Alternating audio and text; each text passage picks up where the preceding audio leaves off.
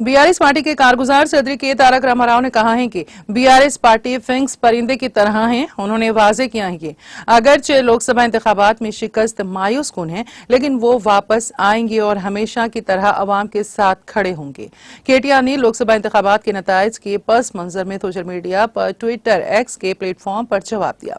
KTR ने कहा कि हमने टीआरएस पार्टी के कयाम के बाद से गुज़िश्ता 24 इंतखाबात में कई उतार चढ़ाव देखे हैं। उन्होंने कहा कि तेलंगाना का हुसूल उनकी सबसे बड़ी शान है। उन्होंने कहा है कि उन्हें लगातार 2 असेंबली इंतखाबात में ताज पहनाया गया।